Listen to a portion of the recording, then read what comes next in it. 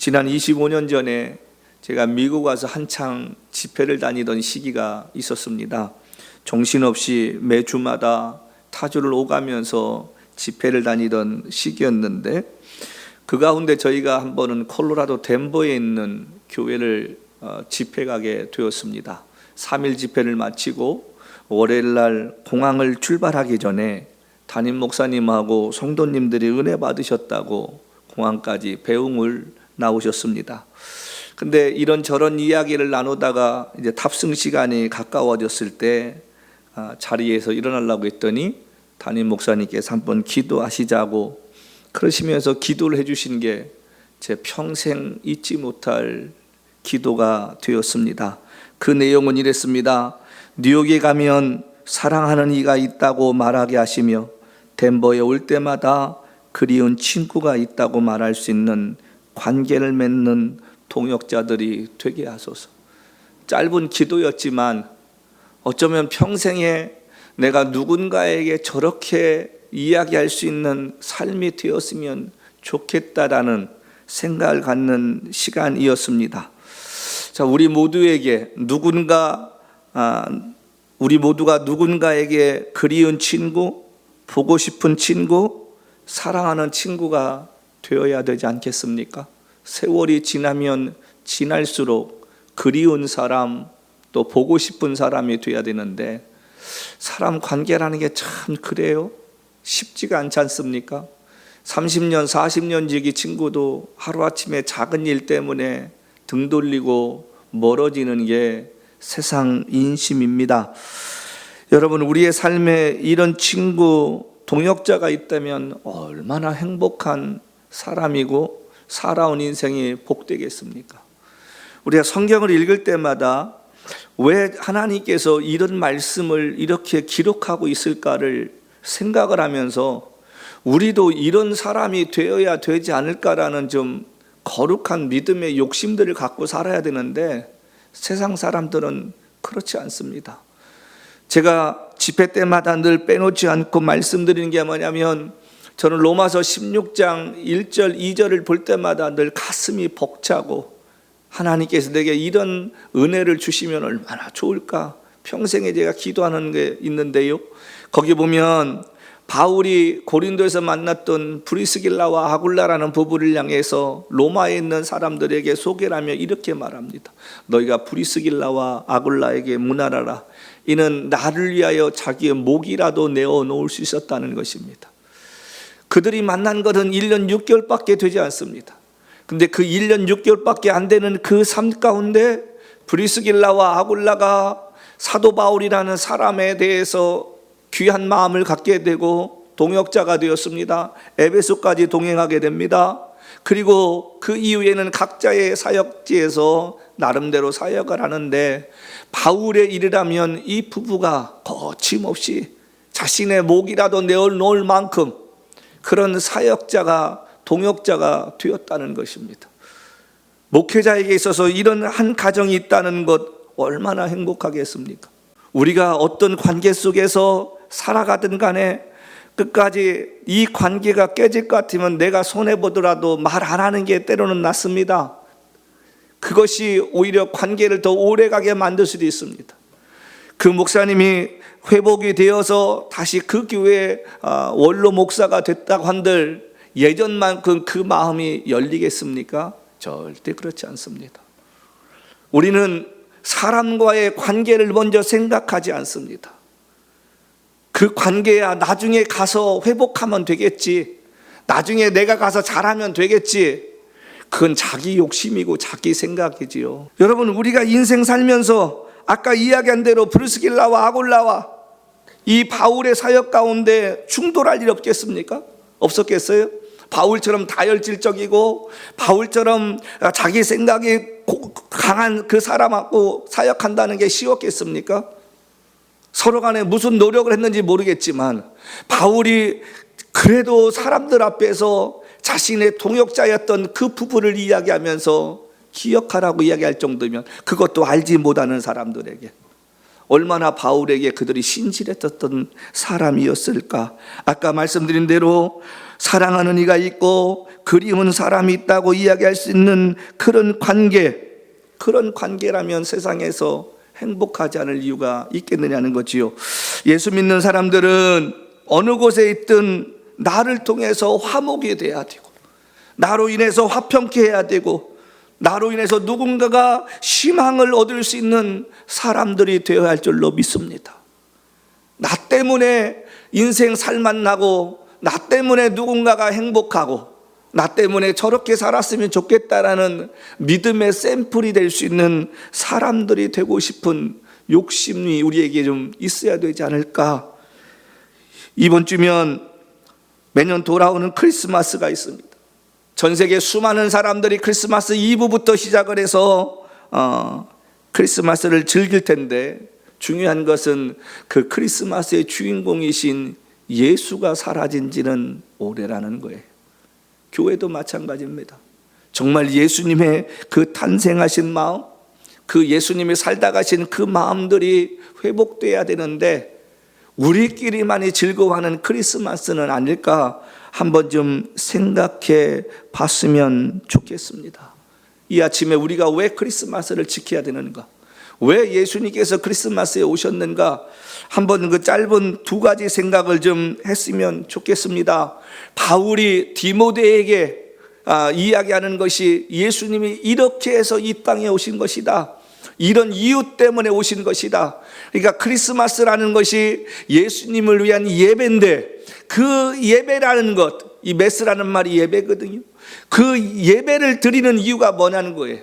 두 가지 때문에 우리가 크리스마스 예배를 드려야 되고 절기를 보내야 되겠다는 사실입니다. 첫 번째, 오늘 여기 말씀 보니까 뭐라고 했습니까? 4절 말씀에 하나님은 모든 사람이 구원을 받으며 진리에 이르는데 이르기를 원하시느니라. 그러니까 예수님이 이 땅에 오신 이유는 모든 사람이 구원을 받고 진리를 알게 하기 위해서 오셨다는 거예요. 시간 나서 오신 게 아니라 예수님께서 이 땅에 오신 것은 모든 사람이 구원받게 하시기 위함이고, 두 번째는 진리를 바로 깨닫게 하기 위해서 오셨다는 사실입니다. 하나님의 소원이 모든 사람이 구원받기를 원하시는 거 아닙니까? 데살로니가서 후서에도 보면 하나님은 천년을 하루같이 우리를 기다리신다고 말합니다. 율법대로 말하면 이 가운데 살아남을 사람 아무도 없어요.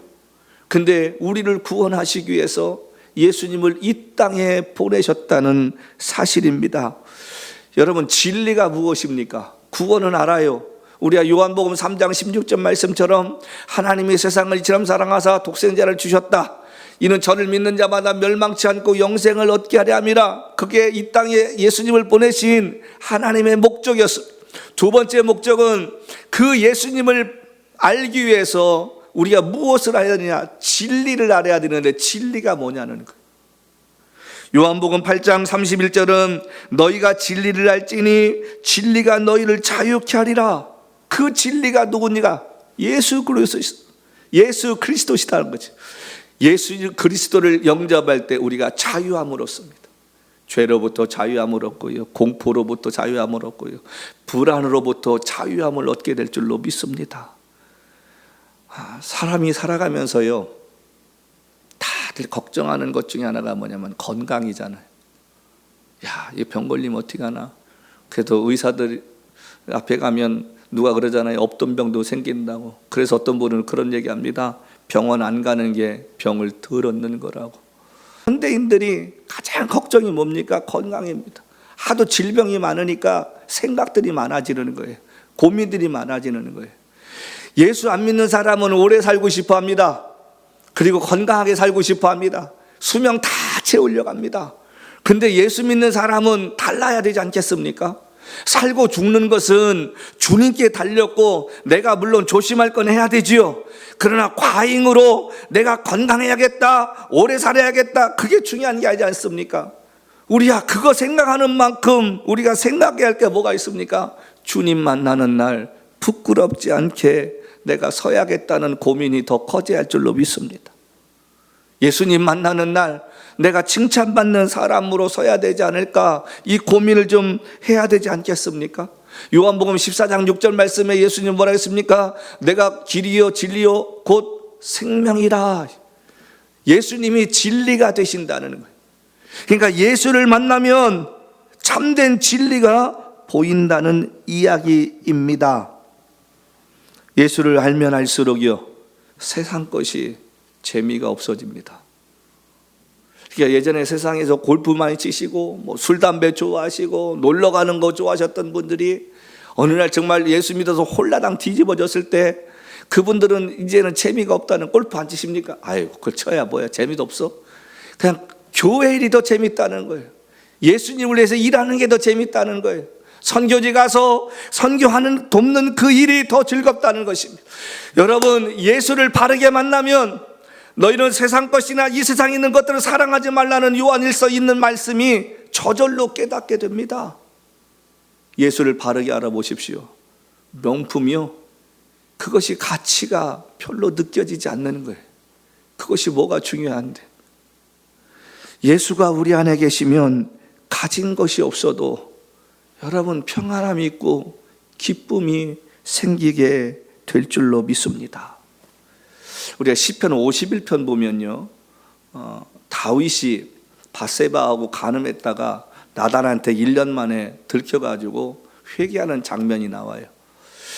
근데 제가 오랫동안 무슨 생각했냐면, 시편 51편은 다윗이 잘못해서 회개하느라고 눈물을 흘리고 했다, 우리가 그렇게만 생각을 하잖아요. 그런데 한번 우리가 좀 다른 시각으로 이 말씀을 왜 다윗이 쓰게 됐고 왜 이런 결과를 만들었을까, 그 생각은 안 해봅니까? 다윗이 시편 51편에 침상에 베개를 적실 만큼 회개했다, 그것만 생각을 하지 그런 일이 왜 벌어졌을까, 그리고 왜 그 말씀을 우리에게 쓰게 됐을까, 제가 그 생각을 하다가 어느 날 성경 보는데 눈에 확 들어오는 말씀이 51편 있는 말씀 가운데 2절 말씀이었습니다. 우리 한번, 죄송하지만 한번 시간 내어서 볼까요? 우리 시편 51편 말씀입니다. 우리 시편 51편 한번 보겠습니다. 12절 말씀. 여기 다윗의 고백이요, 5절부터 7절 말씀 보면 내가 죄악 중에서 출생하였음이며 어머니가 죄 중에서 나를 잉태하였나이다. 보소서, 주께서는 중심이 진실함을 원하시오니 내게 지혜를 은밀히 가르치리다. 우슬초로 나를 정결케 하소서. 내가 정하리다. 나의 죄를 씻어주셔서 내가 눈보다 덜이다. 지금 이 말씀 보면 다윗은 뭐라고 얘기합니까? 내가 죄의 습성을 가지고 우리 어머니가 태어났고 그 어머니를 통해서 내가 태어났기 때문에 내가 죄인이기 때문에 죄를 짓습니다. 그렇게 합리화시키는 부분이 나옵니다. 자, 그런데 오늘 여기 12절 말씀 보니까 아주 중요한 말이 있습니다. 주의 구원의 즐거움을 내게 회복시켜 주시고 자원하는 심령을 주사 나를 붙드소서. 여러분, 이 말씀 뭐라고 했습니까? 주의 구원의 즐거움을 내게 회복시켜 주소서. 여러분, 이 말씀이 무슨 말씀인지 아세요? 다윗이요, 구원의 기쁨을 잃어버리니까 세상의 즐거움을 찾는 거예요. 다윗이 주의 구원의 기쁨을 잃어버리니까 외로움과 고독함을 느끼며 사람을 통해 채우려 했다는 것입니다. 다윗이 구원의 기쁨을 잃어버리니까 밧세바가 목욕하는 것이 눈에 들어오게 되었다는 것입니다. 중요한 말씀입니다. 저와 여러분의 인생 가운데 구원의 기쁨을 잃어버리면 세상 것을 찾습니다. 구원의 기쁨을 잃어버리면 하나님의 일보다 자기가 바라고 원하는 것을 먼저 생각하게 됩니다.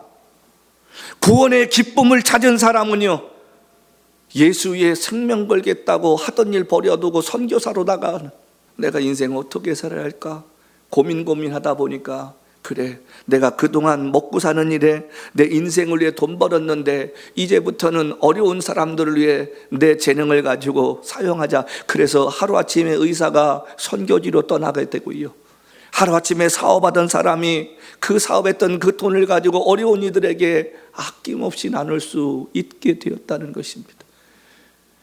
여러분과 저의 인생 가운데 구원의 기쁨이 있으면 내가 혼자일지라도 주님이 주시는 넉넉함과 행복함으로 가득 차게 됩니다. 내일 일은 난 몰라요. 하루하루 살아요. 불행이나 요행함도 내 뜻대로 못해요. 이게 우리 선배들이 예수 믿으며 고백했던 찬송의 가사였습니다. 내일 일은 걱정하지 않습니다. 내일 어떤 일이 벌어진다 할지라도 오늘 하루하루를 예수와 동행한다고 합니다.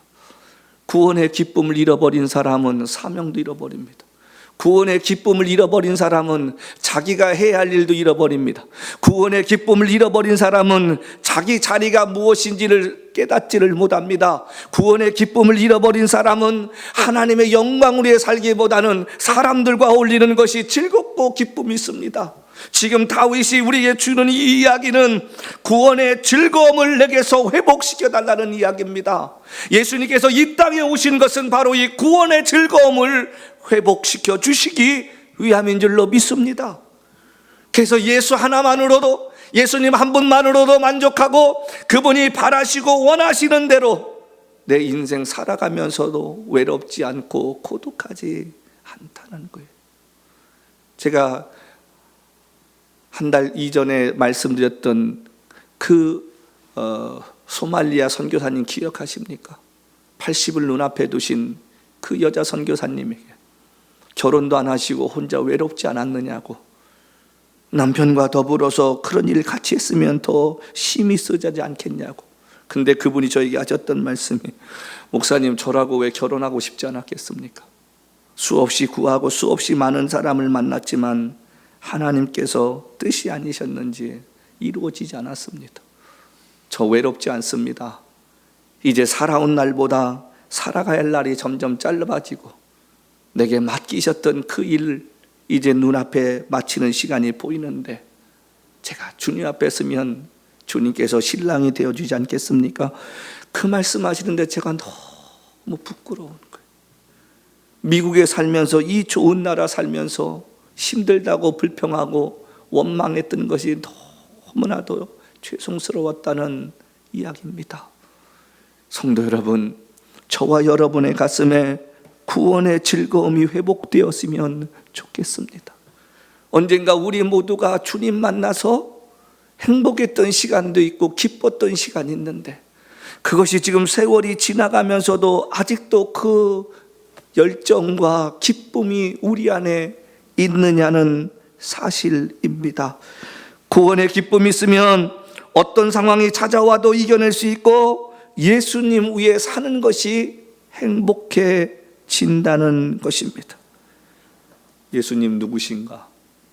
우리가 알잖아요. 찬송가 가사죠. 예수님은 누구신가? 우는 자의 친구가 되시고 위로자가 되시고 소망이 되시고 우리의 삶을 인도하시는 그런 분이신데, 저와 여러분이 그분을 바르게 한다면, 그 진리를 바르게 한다면 두려울 것이 뭐 있겠습니까? 두 번째로는 5절 말씀에 하나님은 한 분이시요 또 하나님과 사람 사이에 중보자도 한 분이시니 곧 사람이신 예수 그리스도예요. 예수님께서 이 땅에 오신 두 번째 이유는 중보자가 되시기 위함이었다는 것입니다.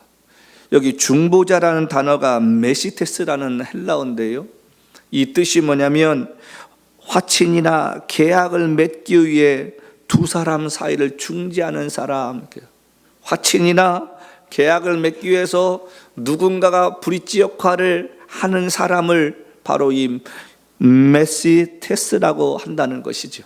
그러니까 예수님이 중보자가 되셨다는 것은 뭡니까?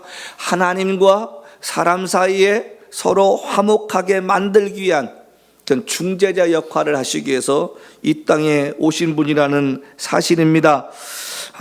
여러분, 우리가 아는 대로 아담과 하와가 죄를 지음으로 말미암아 하나님과 우리 사이가 멀어졌습니다. 그런데 그 멀어진 그 사이가 4,000년이 지나도록 좁혀지지가 않는 거예요.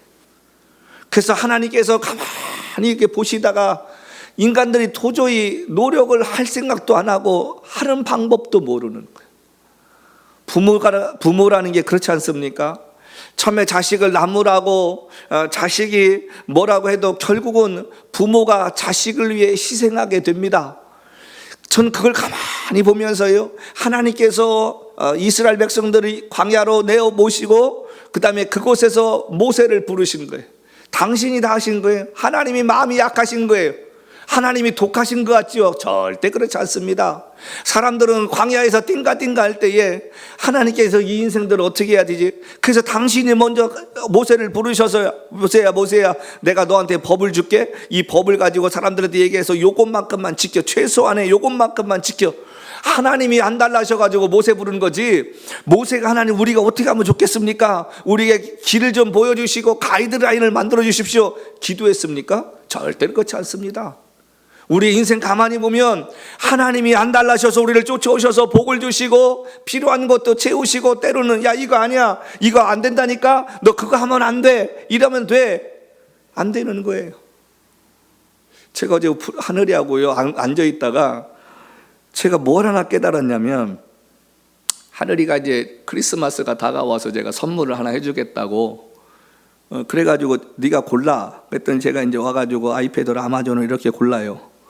근데 어제 따라 왜 이렇게 더 비싼 거를 골라? 계속 10불 20불짜리 하는데 갑자기 막 80불에 150불에 막 이렇게 고르는 거예요.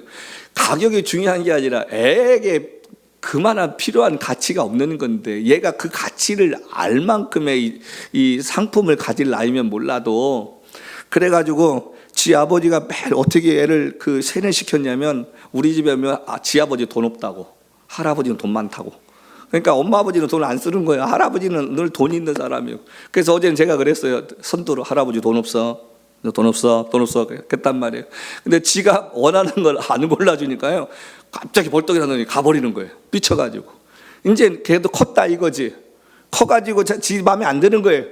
우리도 그렇지 않습니까? 하나님께서 우리에게 원하는 게 있는데 그 원하는 걸 내가 갖는 게 아니라 내가 원하는 걸 안 해주면 우리가 삐쳐가지고 신앙생활도 게으르고 잘 안 할 때 있잖아요. 튕기잖아요.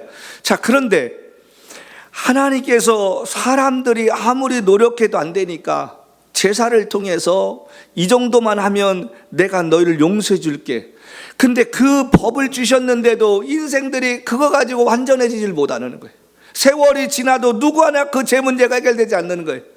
그래서 할 수 없이 예수님을 이 땅에 보내심으로 말미암아 단번에 그분께서 제물이 되시고, 이제는 예수의 이름만 의지하고 예수의 이름 부르면 믿으면 내가 너희 죄를 사해 주겠다. 그래서 예수님이 이 땅에 중보자로 오시는 거예요. 그래서 우리가 잘못하고 우리가 하나님을 거역한 사람이랄지라도 당신께서 말씀하신 대로 내 아들만 믿고 내 아들의 이름으로 회개하면 내가 너의 죄를 용서해 주시겠다. 하나님이 약속을 해버리시는 거예요. 그 일을 이루시기 위해서 예수께서 십자가에 죽으심으로 말미암아 사람과 하나님 사이에, 그리고 하나님과 우리 사이에 그 막혔던 것들을 주님께서 중보자가 되어주셔서 해결해 주셨다는 것입니다. 예수님께서 이 땅에 오셔서 중보자의 삶을 살다 가셨다면 우리가 이 아침에도 우리도 그렇게 사는 자가 되어야 되지 않겠습니까? 앞에 말씀드린 대로 우리 때문에 막혔던 사람들과의 관계가 무너지고, 우리 때문에 섭섭했던 사람들이 기쁨이 되어지고, 저와 여러분 때문에 사람과 사람 사이에 깨졌던 관계를 회복시키는 우리가 중보자의 삶을 살아야 되지 않겠느냐 하는 이야기입니다. 예수 믿는 사람들이 말씀 따라 살지 않는다는 그 이야기는요, 들은 말씀대로 행하지 않는다는 거예요. 이 아침에 말씀 들어도 며칠 지나면 잃어버립니다. 왜요? 가슴에 닿거나 꽂히지 않으면 그 말씀은 허공에서 사라집니다. 성도 여러분은 왜 말씀 듣습니까? 우리가 그 말씀 따라 살려고 하기 때문에 말씀 듣는 줄로 믿습니다. 사람들을요 이해시키려고 하지 마십시다. 감동시킬 수 있는 사람들이 되었으면 좋겠습니다. 이해를 시키려면 오해를 낳습니다. 근데 사람을 감동시키면요 그 오해가 다 허물어지는 거예요. 성탄을 기다리는 우리의 삶이 이 두 가지, 우리가 깨닫고 살았으면 좋겠습니다. 예수님께서 우리를 구원해 주시기 오셨다면 변질되지 아니하고 십자가 튼튼히 붙잡고 말씀 따라 살아가는 삶 가운데서 주님 앞에 서는 그날까지 심에 겨워도, 때로는 인생에 산이 있고 광야 같은 길이 있달지라도 멈추지 않고 예수를 따라갈 수 있는 용기가 있는, 변질되지 않는 그리스도인이 되었으면 좋겠습니다. 두 번째로는 예수님께서 이 땅에 오셔서 사람과 하나님 사이의 중보자가 되어 아무리 흉악한 죄인이라도 예수 앞에 나와 회개하면 구원받고 하나님의 사람으로 쓰임받는다는 이 사실을 주시기에 오셨다면 저와 여러분의 인생도 그런 삶이 되어야 되지 않겠습니까? 누군가에게 희망을 주고 하나님과 사람들 사이를 화해시키면서 믿음의 사람으로 온전케 하며 그들이 말씀 따라 살 수 있도록 저와 여러분들이 도울 수 있는 사람들이 좀 되었으면 좋겠습니다. 그래서 제가 처음 시작할 때 드린 말씀처럼 그리운 사람, 사랑하는 사람이 되어서 누군가에게 한평생 위로와 힘이 될 수 있는 사람으로 살아가는 우리가 되십시다.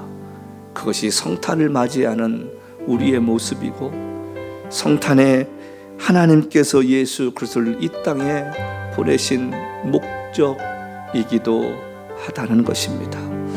성도 여러분, 이번 성탄절 즐겁고 재미로만 보내지 마시고 내게 남은 인생 내가 어떻게 살아야 되고 다른 사람에게 내가 어떤 사람으로 기억될 수 있는가를 한번 생각해보는 복 있는 시간 되시기를 간절히 부탁드립니다.